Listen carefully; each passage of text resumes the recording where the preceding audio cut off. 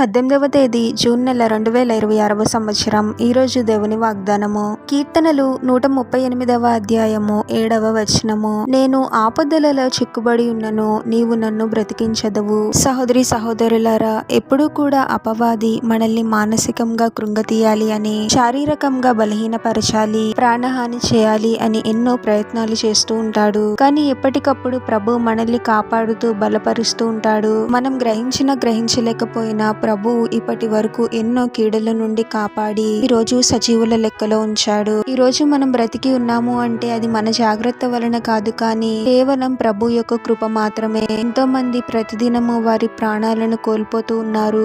ఎప్పుడు ఎటువైపు నుండి మరణం వస్తుందో తెలియని పరిస్థితులు ఈ లోకంలో ఉన్నాయి. ప్రభు మనకు అనుగ్రహించిన ఈ జీవమును బట్టి ఎల్లప్పుడూ కృతజ్ఞత హృదయాన్ని కలిగి ఉండాలి. మన జీవిత కాలంలో ఎన్నో శ్రమలు, పోరాటాల గుండా వెళ్లాల్సి ఉంటుంది. కష్టాలు, ప్రమాదాలు, వ్యతిరేకమైన పరిస్థితులు, అనారోగ్యము, నిరాశ, హింస, పరీక్షలు ఇవన్నీ వస్తూనే ఉంటాయి. ఎన్నో ఆపదలు కలుగుతూ ఉంటాయి. వీటన్నిటిలో మనం చిక్కుకొని ఉన్నా కానీ ప్రభువు మనల్ని అద్భుతముగా బలపరచగలడు. నూతనమైన ఆరోగ్యాన్ని, బలాన్ని, ధైర్యాన్ని, గొప్ప నిరీక్షణను ప్రభు కలుగు చేస్తాడు. మన పరిస్థితులు మనల్ని కృంగదీయాలి అని ప్రయత్నిస్తాయి, కానీ అటువంటి కష్ట పరిస్థితులలో కూడా ప్రభు మనల్ని మానసికంగా బలపరుస్తాడు. గొప్ప నిరీక్షణను కలిగించి మన బాధను తీసివేసి సంతోషంతో నింపుతాడు. నిరుత్సాహంగా ఉన్న మనలో నూతనమైన ఉజ్జీవమును కలిగిస్తాడు.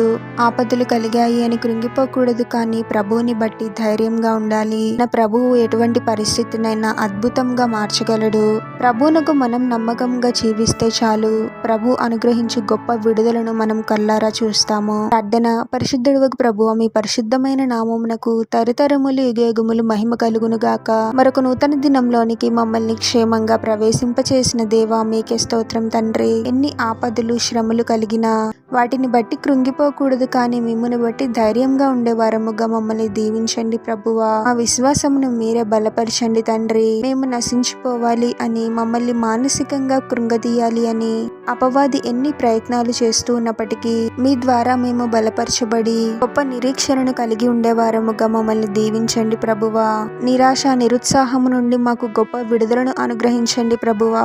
మానసికమైన, ఆరోగ్యమైన కృంగుదల నుండి మమ్మల్ని విడిపించి బ్రతికింప చేయండి తండ్రి. ప్రతిదినము విశ్వాసంతో బలపడుతూ మీతో సహవాసం చేస్తూ అన్ని శ్రమల నుండి మీరు అనుగ్రహించి గొప్ప విడుదలను పొందుకునే వారముగా మమ్మల్ని దీవించమని ఈ ప్రార్థనలో ఏకీభవిస్తున్న ప్రతి ఒక్కరిని పేరు పేరున దీవించి ఆశీర్వదించి అభిషేకించమని, వారు చేసే ప్రతి పనిలో మీరే వారికి తోడుగా ఉండి వారిని అన్ని కీడుల నుండి, అపాయముల నుండి మీరే వారిని రక్షించమని ఈ మా మనవులన్నీ యేసుక్రీస్తు వారి పరిశుద్ధ నామంలో అడిగి వేడుకొనుచున్నాము తండ్రి. ఆమేన్.